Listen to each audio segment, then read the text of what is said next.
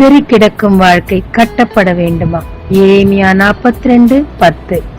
நான் உங்களை கட்டுவேன், உங்களை இடிக்க மாட்டேன். எஸ்தரின் வாழ்க்கையை பார்த்தால் அடிமை பெண், சிறு பெண், நாடு விட்டு நாடு சிறையாக சென்ற பெண்.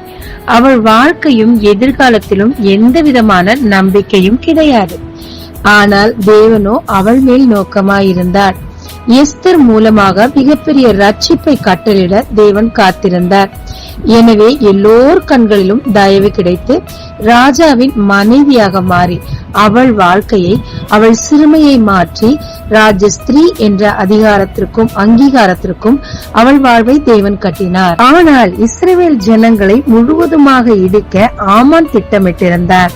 அவன் அறியாத விஷயம் எஸ்தர் அந்த குலத்தைச் சேர்ந்தவள் என்பதே.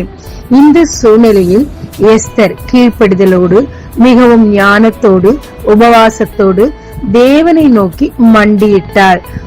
3 நாள் இராப்பகலாக உபவாசம் இருந்து மிகவும் ஞானமாய் ராஜாவினிடத்தில் அண்டினாள். நடந்தது என்ன? அவள் வாழ்க்கையையும் அவளுடைய இனத்தாரின் வாழ்க்கையும் இடிக்க நினைத்த மனிதன் இடிந்து போனான்.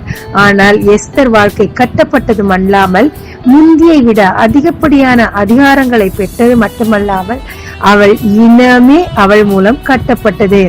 தேவன் அவர்களை இடிக்கவில்லை. ஆமாங்க, நம்முடைய வாழ்க்கையை இடித்து நம்ம நாசமா போகணும்னு சத்துரு கங்கணம் கட்டி பல விதமான செய்கைகளை செய்யலாம். ஆனால் நாம் தேவனை அண்டும் வண்ணமாக அண்டிக்கொண்டு அவரை நோக்கி பார்க்கும் போது நம் வாழ்க்கை எவ்வளவு இடிந்திருந்தாலும் அதை தேவன் மிக மிக நேர்த்தியாய் கட்டுவார். நம்மை மட்டுமல்ல, நம்மை சார்ந்தோரையும் நம் நிமித்தமாக கட்டுவிப்பார். அவர் நம்மை இடிக்கவே மாட்டார். ஜெபிக்கலாமாங்க. தேவரீர், என் சூழ்நிலையை பார்க்கும் போது எல்லாமே இடிந்து போயிற்று, இனி வாய்ப்பில்லை, இனி எனக்கு வாழ்க்கை இல்லை என்று நினைக்க தோன்றுகிறது. ஆனாலும் நான் நம்புகிற தேவன் என்னை இடிக்க ஒப்பு கொடுப்பதில்லை, என்னை கட்டுவிக்கிறார் என்பதை நம்புகிறேன் ஐயா. என்னை கட்டுவித்து என்னை சார்ந்தோரும் உம்மண்டையில் நெருங்கத்தக்கதாக தேவரீர் பெரிய காரியங்களை எனக்குள் செய்வீராக. இயேசு மூலம் பிதாவே, ஆமென். இந்த நாளில் உங்களை ஆசீர்வதிக்கும் ஜீசஸ் விஷன்.